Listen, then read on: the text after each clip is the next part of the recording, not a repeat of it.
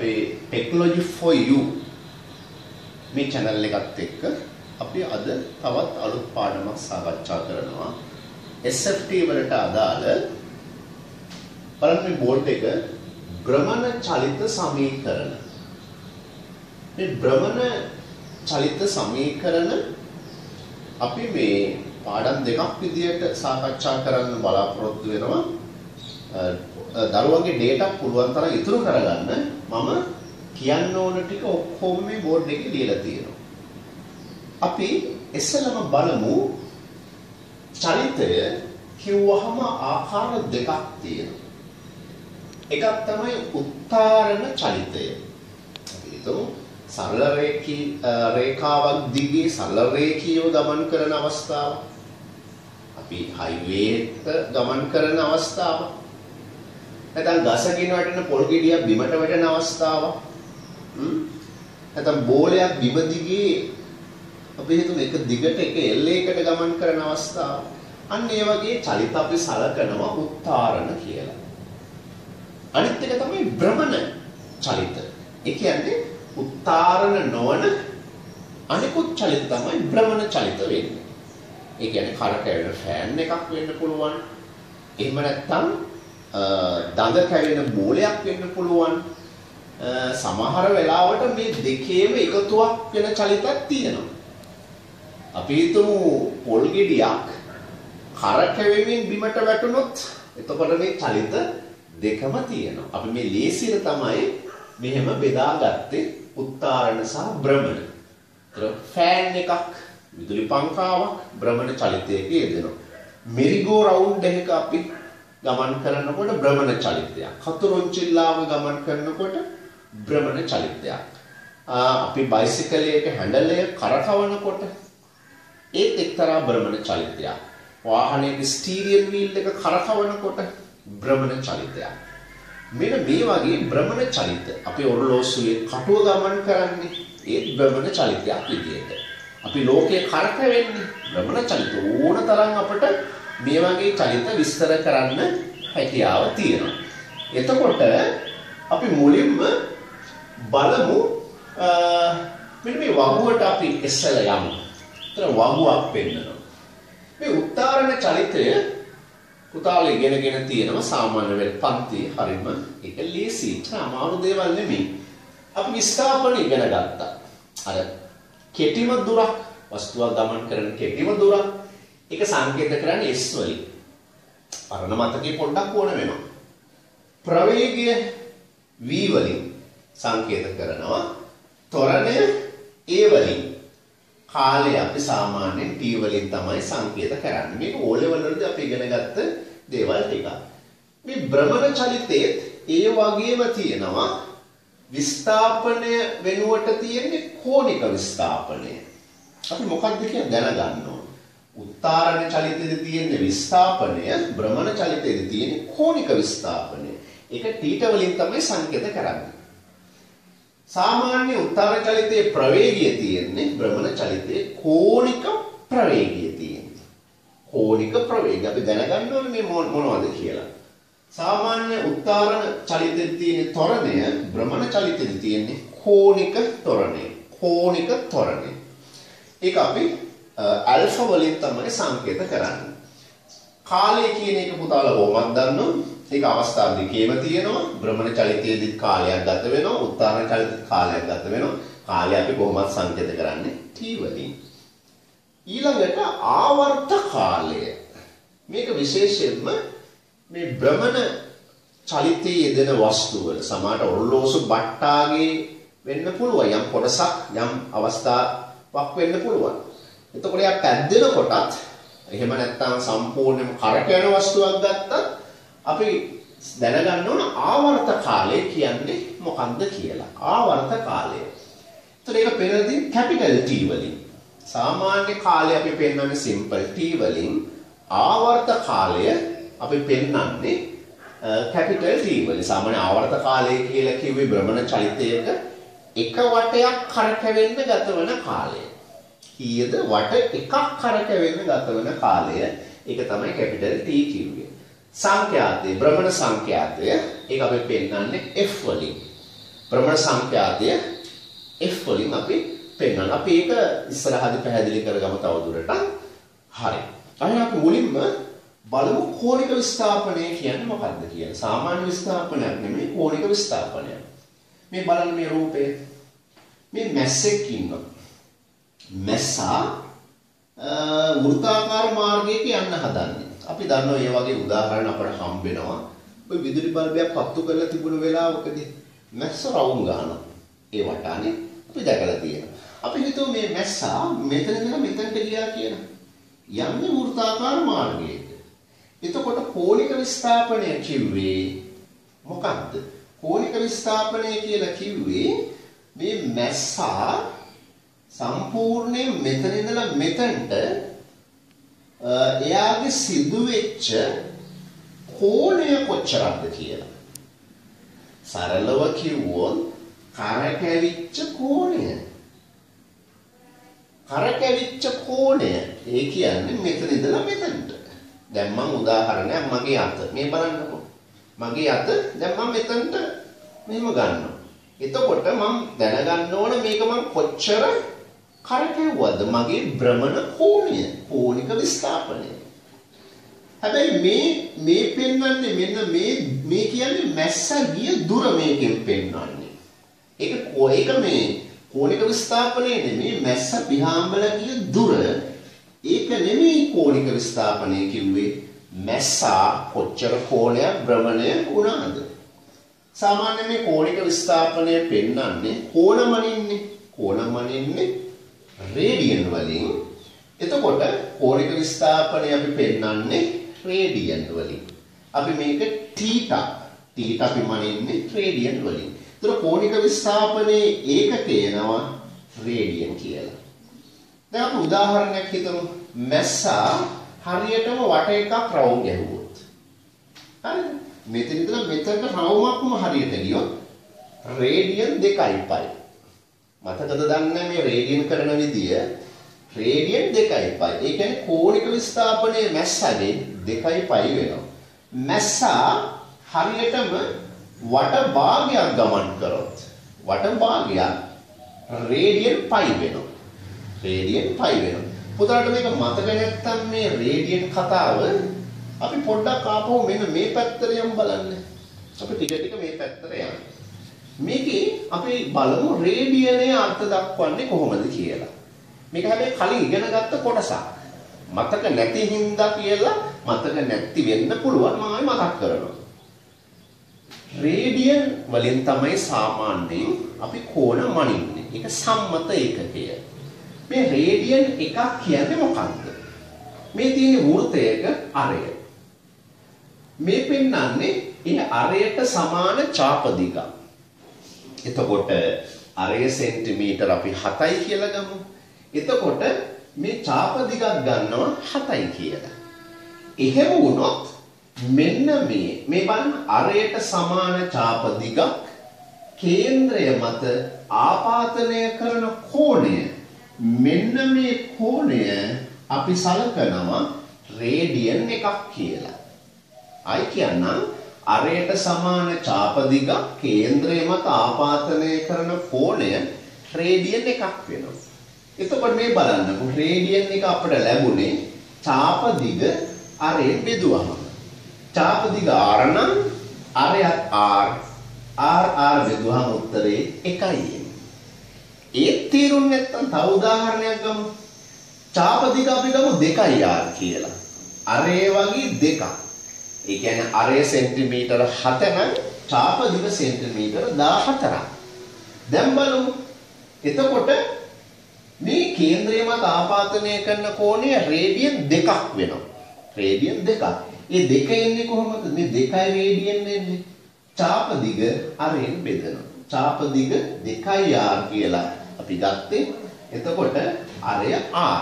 එතකොට මේක බෙදුවහම උත්තරේ කීයද එන්නේ? රේඩියන් 2ක් වෙනවා. පැහැදිලිද? අපි හිතමු මැස්සෙක් හරියටම වටයක් යනවා. වෘත්තාකාර මාර්ගයක වටයක් යනවා. එතකොට මැස්සා ගමන් කරපු මේ ඡාප දිග ඒ කියන්නේ වෘත්තයේ වටේ දිග 2πr වෙනවා. එතකොට මේකේ ආරය r නම් එතකොට මේ මැස්සා ගමන් කරපු 2πr දුර අරෙන් බෙදුවාම අපට ලැබෙන්නේ රේඩියන් ප්‍රමාණය. අපි සාමාන්‍යයෙන් දන්නවා අංශක 360ක් මෙතන තියෙනවා. අංශක 360ක්. ඒ කියන්නේ රේඩියන් වලින් ගත්තොත් මේක සුළු කරාම r කැපිලා 2π වෙනවා. මේක පුතාලා කලින් ඉගෙනගෙන තියෙන දෙයක්. එතකොට මේ අපට ලැබෙන්නේ මේ රේඩියන් 2π නැත්නම් අංශක 360 මේ ලැබෙන්නේ මැස්සගේ කෝණික විස්ථාපනය. ඒ කියන්නේ මැස්ස හරියටම වටයක් ගියොත් මැස්සගේ කෝණික විස්ථාපනය රේඩියන් 2π වෙනවා. අංශක වලින් 360ක්. අපි දැන් ආපස්සට පොඩ්ඩක් කියමු. මේවට දරුවෝ මතක තියාගන්න ඕන. අංශක 360ක් කියන රේඩියන් 2π. අපි හිතුව මැස්ස පිහාඹුවා කියලා අංශක 360ක්. එතකොට මැස්සගේ මේ අංශක 360 කියන කෝණික විස්ථාපනය. ඒක අපි සාමාන්‍ය රේඩියන් වලින් කියන්නේ 2π. මැස්ස අංශක 180ක් පිහාඹුවොත්. ඒ මැස්ස කෝණික විස්ථාපනය අංශක 180ක් වුණොත් රේඩියන් π. කෝණික විස්ථාපනය රේඩියන් π.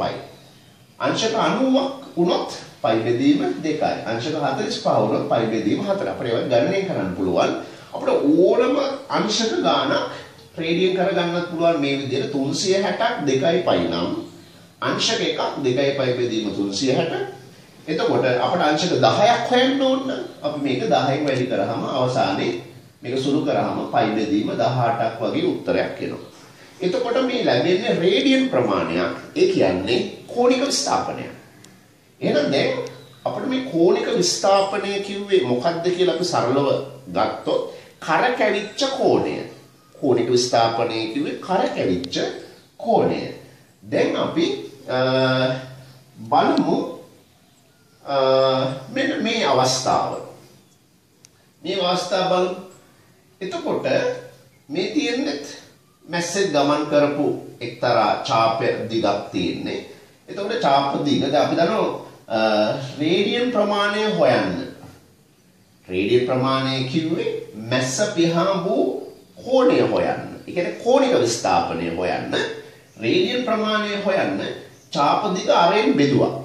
අපි අර කලින් අතනදී කතා කරා රේඩියන් ප්‍රමාණයක් හොයන්න ඡාප දිග අරෙන් බෙදලා.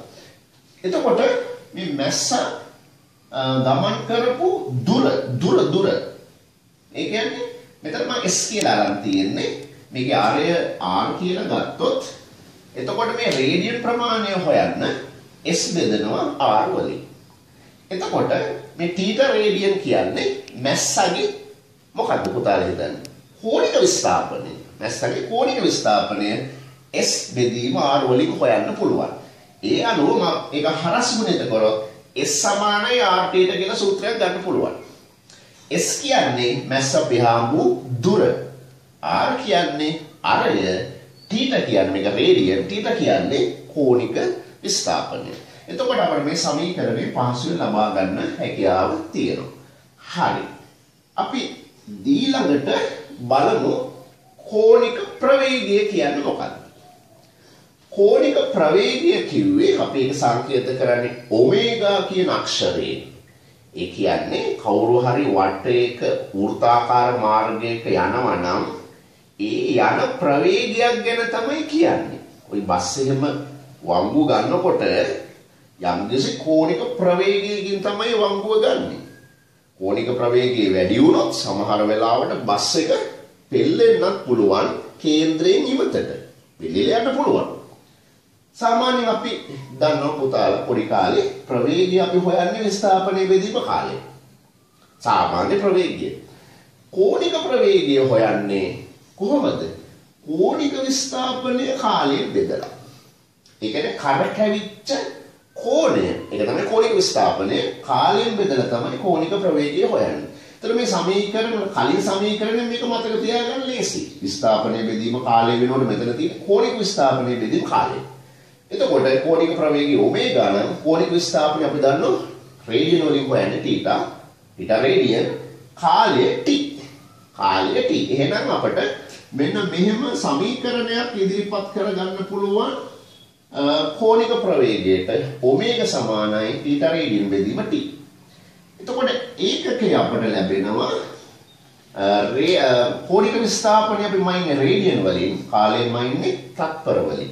එතකොට තත්පරයට රේඩියන් වලින් තමයි අපිට ලැබෙන්නේ කෝණික ප්‍රවේගයේ ඒකකය. තත්පරයට රේඩියන්. හරි. මේකෙන් පස්සේ අපි යමු පොඩක් ඉහළට. කෝණික ත්වරණය. කෝණික ත්වරණය. කෝණික ත්වරණය පෙන්නනවා ඇල්ෆා වලින්. ඇල්ෆා වලින්. සාමාන්‍ය ත්වරණය කිව්වේ අපි සාමාන්‍ය ඉගෙනගෙන තියෙනවා ප්‍රවේග වෙනස බෙදීම කාලයට. ප්‍රවේග වෙනස කියන්නේ අවසාන ප්‍රවේගය රින මුල් ප්‍රවේගය බෙදීම කාලය. අපි මේක සංකේත කරන ත්වරණය A නම් අවසාන ප්‍රවේගය v. අර velocity අවසාන ප්‍රවේගය v. v ට කලින් තියෙන අපි දන්නවා මෙහෙම u v w x y z කොහොම තමයි අර alphabetical order එක තියෙන්නේ. එතකොට v ට කලින් තියෙන්නේ u. එතකොට මුල් ප්‍රවේගයේ හැටියට අපි ගන්නෙ u. එතකොට සාමාන්‍ය a සමානයි v ඍණ u බෙදීම t කියන සමීකරණය දන්න එක. දැන් ත්වරණය අපි මෙතන ඉගෙන ගන්න කෝණික ත්වරණය. ඒ කියන්නේ භ්‍රමණය වෙනකොට ඇතිවන කෝණික ත්වරණයක්. ඒක හොයන්නේ ප්‍රවේග වෙනසනේ. එහෙනම් මේ මොකද්ද? කෝණික ප්‍රවේග වෙනස.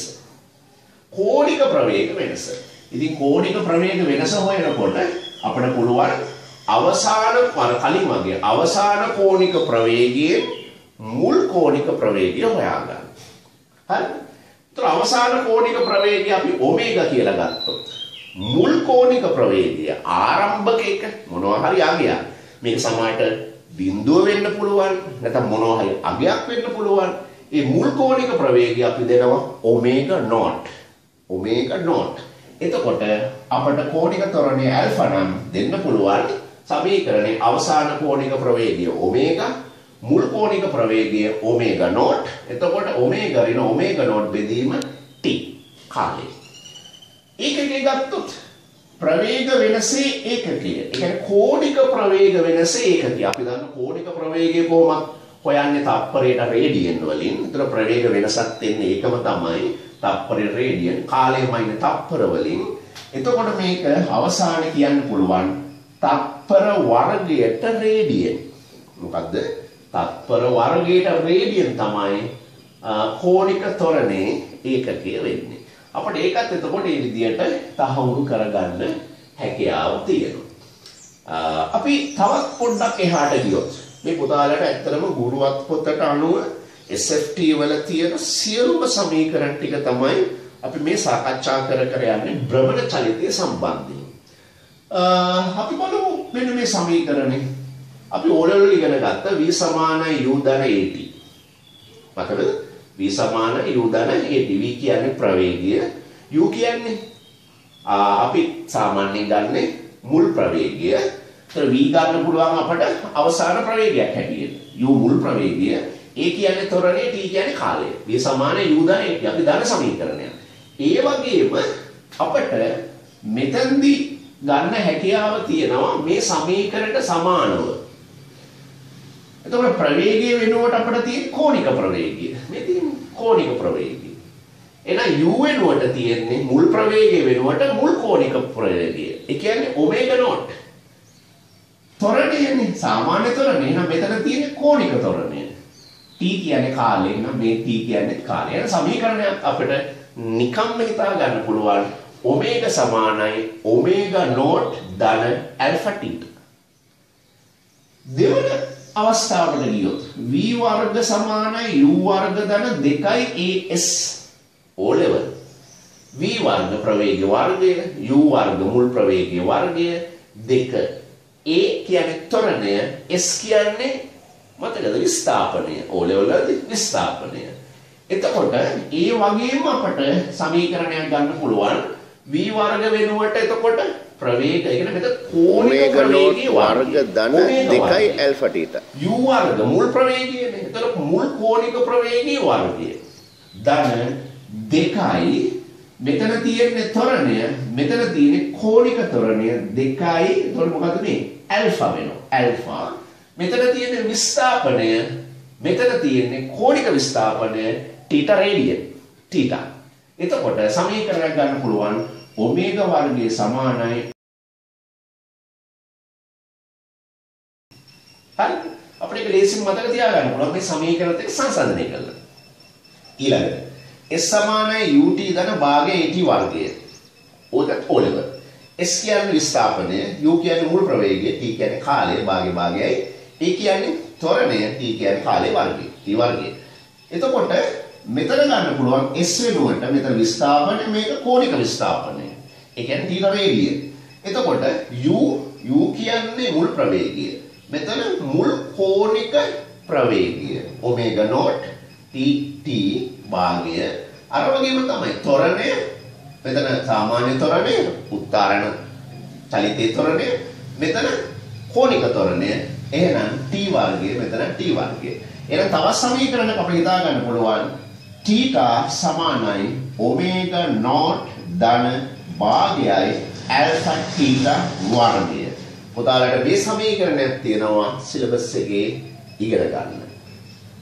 ඊළඟට අපි තව පියවරකට යමු. අපි යමු පුතාලට මතකයි මේ අපි ගත්තා විතර සමීකරණයක් S සමානයි RT කියලා සමීකරණයක් ගත්තා. S සමානයි RT. අපි සමීකරණය මතක තියාගෙන මෙන්න මෙතනට පොඩ්ඩක් යමු. මේ සමීකරණය මේ S සමානයි RT. මේ බලන්න. ඒතර S කියන්නේ මොකක්ද අපි ගත්තේ? S කියන්නේ අර චාප දිග මැස්ස මතකද මැස්ස ගිය දුර, R කියන්නේ අරය, θ කියන්නේ මැස්සගේ කෝණික විස්ථාපනය රේඩියන් වලින්. S සමානයි RT. මම දැන් ඒකක කාලයක් ගැන හිතනවා. තප්පර එකක් නැත්නම් ඒකීය කාලයකට දැන් ඕනනම් මම මෙතන හිතනවා ඒකීය කාලයක් ගැන හිතලා ඒකීය කාලයක් මම මේ මුළු සමීකරණයම බෙදනවා t වලින්. t වලින් බෙදුවම s බෙදීම t. එතකොට rt කියන එකත් මම t වලින් බෙදනවා. බෙදුවහම මේ s බෙදීම t කියන්නේ මොකක්ද? s බෙදීම t කියන්නේ සාමාන්‍යයෙන් අපි දන්නවා S බෙදීම t කියන්නේ විස්ථාපනය බෙදීම කාලය. සාමාන්‍ය විස්ථාපනය බෙදීම කාලය. ඒ කියන්නේ ප්‍රවේගය. ඒ කියන්නේ ප්‍රවේගය. ඒතර R ඉතුරු කරගෙන θ බෙදීම t කියන්නේ මොකද්ද? θ බෙදීම t වලින් අපට හොයන්න පුළුවන් θ කියන්නේ මොකද්ද?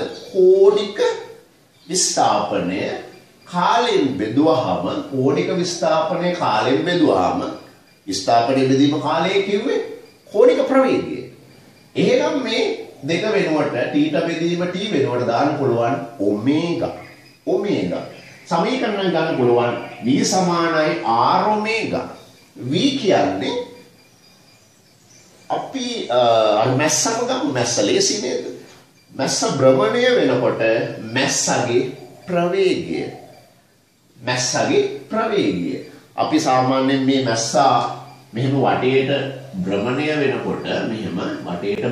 වෙනකොට මේ මැස්සා එක එක අවස්ථාවලදී එයාගේ අපිට පුළුවන් ප්‍රවේගය හොයන්න. මෙන්න මේ ප්‍රවේගය අපි කියන්නේ ස්පර්ශීය ප්‍රවේගය. ඒ ස්පර්ශයක් කරහා යන මේ පරිදි ස්පර්ශයක් කරහා යන ප්‍රවේගයක් තමයි ලැබෙන්නේ ස්පර්ශීය ප්‍රවේගය. R කියන්නේ අරය, ඔමේගා කියන්නේ කෝණික ප්‍රවේගය. කෝණික ප්‍රවේගය. එතකොට v කියන්නේ ස්පර්ශීය ප්‍රවේගය. ස්පර්ශීය ප්‍රවේගය v සමානයි r ඔමේගා කියලා අපිට සමීකරණයක් තව එකක් ලැබෙනවා. දැන් සමීකරණ ටික වැඩි වුණා. තව පොඩි සමීකරණ කීපයක් අපිට ගන්න තියෙනවා. ඊළඟට අපි බලමු මෙන්න මේ අවස්ථාව. මෙතනට ගමු. භ්‍රමණ සංඛ්‍යාතය. උතරට පේනවද? භ්‍රමණ සංඛ්‍යාතය. අපිට මේක එනවා කරකැවෙන වස්තු වල, ෆෑන් වල, මෝටර්ස් වල, එක එක භ්‍රමණය වෙන වස්තු වල. සාමාන්‍ය භ්‍රමණ සංඛ්‍යාතය අපි කියන්නේ තත්පර එකදී සිදුවන භ්‍රමණ සංඛ්‍යාව. ඒක තමයි අපි අර්ථ දක්වන්නේ. තත්පර එකදී සිදුවන භ්‍රමණ සංඛ්‍යාව. අපි ඉංග්‍රීසියෙන් කිව්වොත් rotational per second. ඒ කියන්නේ RPS. RPS කියන්නේ තත්පර එකදී සිදුවන භ්‍රමණ සංඛ්‍යාව. මේක සාමාන්‍යයෙන් අපි මනින්නේ තත්පරයට භ්‍රමණ කීයද කියලා hertz. තත්පරයට භ්‍රමණ hertz. ඇත්තටම මේ RPS අගය නෙමේ ප්‍රායෝගිකව මෝටර් වල ගහලා තියෙන්නේ. එක භ්‍රමණය වෙන යන්ත්‍ර සූත්‍ර වල ගහලා තියෙන්නේ RPS අගය නෙමේ RPM අගය. දැන් පුතාලා ගෙදර තියෙන වතුර මෝටරයක් හරි මොනවා හරි මෝටරයක් ගත්තොත් ඒකේ බඳේ ගහලා තියෙන්නේ RPM වලින්. RPM කියන්නේ rotational per minute. මිනිත්තුවට වට ගන්න. මිනිත්තුවට වට ගන්න. ගෙදර වතුර මෝටරේ සාමාන්‍යයෙන් බැලුවොත් මිනිත්තුවට වට 1800ක් විතර ගහලා තියෙන්න පුළුවන්.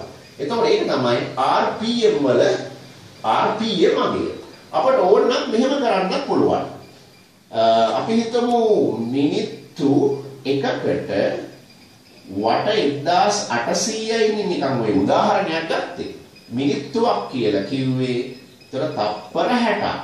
තත්පර 60ට වට 1800 නම් අපට එක තත්පරයකට වට ගන්න හොයන්න පුළුවන්.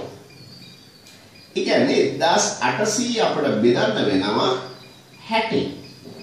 60න් බෙදුවොත් කීයද? 0.0යි 6 වරක් 3යි. ඒ කියන්නේ 30ක් එනවා. බිඳුවක් ඉතුරු වෙනවනේ. එතකොට අපට ඕන නම් කියන්න පුළුවන් 30යි මේ මොකක්ද? RPS අගය. RPM එක 1800 වෙනකොට RPS අගය 30යි කියලා කියන්නත් පුළුවන්. කොහොම හරි භ්‍රමණ සංඛ්‍යාතය අපි මනින්නේ තත්පරයට නැත්නම් හර්ට්ස් වලින්. ගොඩක් වෙලාවට ගහලා තියෙන්නේ RPS වලින් නෙමේ RPM වලින්. එහෙනම් අපි ඒකත් දැනගන්න ඕන ඒ වෙනසක්. අපි දැන් පොඩි කාරණයක් තව අවසානෙටම කතා කරමු. උදාහරණ මෙන්න මේ හරියට අපි බැලුවොත් අපි හිතමු මෙන්න මේකම ගමු උදාහරණයක්. අපි හිතමු මොකක් හරි තියෙනවා 30යි RPS. කියන්නේ 30යි RPS කියලා ගත්තේ මම RPM එක 1800 එකක් නේ. නිකන් ගමු 30යි RPS. ඒ කියන්නේ මොකද්ද? තත්පර එකකට වට 30ක් කරකැවෙන. තත්පර එකකට වට 30ක් කරකැවෙනවා. එතකොට අපට මේකෙන් හොයන්න පුළුවන් ආවර්ත කාලය කීයද කියලා. උදාහරණ මතකද ආවර්ත කාලය කියන එක? ආවර්ත කාලය අපි කියන්නේ T වලින් පෙන්නන්නේ T වලින් ආවර්ත කාලය. ආවර්ත කාලය කියන්නේ එක වටයක් කරකැවෙන්න ගත වන කාලය. මොකද්ද? එක වටයක්. එහෙනම් මේක අපි ආවර්ත කාලය හොයමු. ඒ කියන්නේ වට 30කට ගත වෙන්නේ තත්පර 1යි. එහෙනම් වට 1කට ගත වන කාලය. අපිට මොකද්ද කරන්න වෙන්නේ? තත්පර 1 බෙදන්න වෙනවා 30. වට 1ක් කරකැවෙන්න ගත වන කාලය තමයි ආවර්ත කාලය. එහෙනම් මේ T වල අගය කීයක් වෙනවද? 30න් එකක් වෙනවා. ඒතර T වල අගය 30න් එකක් වෙනවා. අපිට ඒ වගේම හොයාගන්න පුළුවන් දැන් කීයද බලමු භ්‍රමණ සංඛ්‍යාතය. මේ මෝටරේ භ්‍රමණ සංඛ්‍යාතය. මොකද්ද භ්‍රමණ සංඛ්‍යාතය කිව්වේ? තත්පරයකදී සිදුවන භ්‍රමණ සංඛ්‍යාව. තත්පරයකදී සිදුවන භ්‍රමණ සංඛ්‍යාව තමයි වට 30. එතකොට මේකේ භ්‍රමණ සංඛ්‍යාතය කීයක් වෙනවද? තත්පරයකදී වට 30යිනේ. එතකොට භ්‍රමණ සංඛ්‍යාතය 30ක් වෙනවා. අපිට ඕනම ගාණක් එහෙම තර්ක කරලා ගන්න පුළුවන්. ඒතර ආවර්ත කාලයේ එක බෙදීම 30 වෙනවා සංඛ්‍යාතයෙන්නේ 30ක් කියලා. දැන් අපිට පේනවා මේ දෙන්න එකිනෙකට පරස්පරයි. ඒ කියන්නේ T 1යට 30 වෙනකොට f 30ක් වෙනවා. එහෙනම් අපිට සමීකරණයක් තව එකක් ගන්න පුළුවන්. t සමානයි 1යට f කියලා ගන්න පුළුවන්. එහෙමත් නැත්නම් f සමානයි 1යට t කියලා ගන්න පුළුවන්. මේකත් අපිට මතක තියාගන්න වෙනවා අපේ භ්‍රමණ චලිතේ. ඒ කියන්නේ ආවර්ත කාලයේ සංඛ්‍යාතයේ පරස්පරයි. සමහර ගෙවල් වලත් එහෙම වෙනවනේ. නෝනයි මහත්තයා ටික කාලයක් යනකොට පරස්පරයි. හරිද? ආවර්ත කාලයේ සංඛ්‍යාතයයි වගේ. හරි. ඒ නිසා අපිට මේක අපිට අවශ්‍ය වෙනවා මතක තියාගන්න. හරි. එහෙමනම් ඔන්න අවසාන තත්පරයට අපි යන්නේ මේ පාඩමේ. දැන් මම මේ සමීකරණය භාවිතා කරලා තවත් සමීකරණයක් ගන්න යන්නේ. දැන් අපි මේ අවසාන අදට කතා කරන සමීකරණයක් ගන්න බලමු. අපි හිතමු මොනවා හරි වස්තුවක් තත්පර එකකදී වට එකක් කරකැවෙනවා කියලා. එතන වට එකක් කියන්නේ කෝණික විස්ථාපනය රේඩියන් වලින් වට එකක් කිව්වේ 2.5. තත්පරයකට වට එකක් කිව්වේ වට එකක් කරකැවෙනවා කිව්වේ රේඩියන් 2.5. අපි දැන් තත්පරයකට වටයක් කරකැවෙනවා නම් අපි ප්‍රවේගය හොයමු. කෝණික ප්‍රවේගය. එතකොට අපි සාමාන්‍යයෙන් ප්‍රවේගය හොයන්නේ ස්ථාපනය බෙදීම කාලයෙන්. සාමාන්‍ය සමීකරණය. කෝණික ප්‍රවේගය. එහෙනම් කෝණික ප්‍රවේගය අපි හොයමු ඔමේගා කීයද කියලා. කෝණික ප්‍රවේගය. කෝණික විස්ථාපනය හොයාගන්න. කෝණික විස්ථාපනය තමයි 2.5. කාලය t. අපිට මේ කාලයට විශේෂ කාලයක් ආදේශ කරන්න පුළුවන්. t කියන්නේ අපි ඉගෙන ගත්ත මේ ආවර්ත සිම්පල් t මම මෙතන ලිව්වේ. ආවර්ත කාලය කිව්වේ මොකක්ද? ආවර්ත කාලය කිව්වේ එක් වටයක් කරකැවෙන්න ගත වෙන කාලය.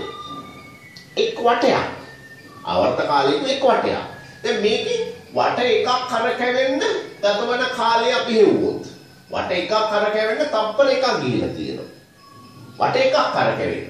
එහෙනම් අපිට මෙතනට දාන්න පුළුවන් ආවර්ත කාලය. ආවර්ත කාලය කිව්වේ වට එකක් කරකැවෙන්න ගත වෙන කාලය. මේක අපි ගත්තේ තත්පරයයි කියලා. එතකොට මේකේ ආවර්ත කාලය දාන්න පුළුවන් t කියලා. අපි කලින් පුතාලට ඉගෙනුවා මේ බලන්න t සමානයි 1/f. t සමානයි 1/f. එහෙනම් අපිට දාන්න පුළුවන් ඔමේගා සමානයි 2.5 බෙදීම t වෙනුවට දාන්න පුළුවන් 1/f. 1/f. මේක අවසානයේ සුළු කරාම ඔමේගා සමානයි 2π f කියලා සූත්‍රයක් ගන්න පුළුවන්. ඔමේගා සමානයි 2π f.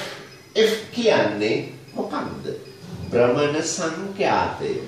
භ්‍රමණ සංඛ්‍යාතය එන අපට කෝණික ප්‍රවේගය මේ සමීකරණොත් හොයාගන්න පුළුවන්. එහෙනම් අපේ භ්‍රමණ චලිතයේ සමීකරණ පළවෙනි කොටස මෙතනින් ඉවරයි. අපි දෙවනුවට ඊළඟ පාඩමේදී කතා කරනවා භ්‍රමණ චලිත සමීකරණ දෙවෙනි කොටස. අවස්ථිති ගූර්ණයෙන් තමයි ආරම්භ කරන්නේ. හරි ලස්සන පාඩමක්. හරිම අපට සමීපයි අවස්ථිති ගූර්ණය. එහෙනම් අපි අවස්ථිති ගූර්ණය පාඩමෙන් නැවත හමු වෙමු. අපේ channel එක subscribe කරන්න. Technology for you හැමෝටම අයුබෝවන්.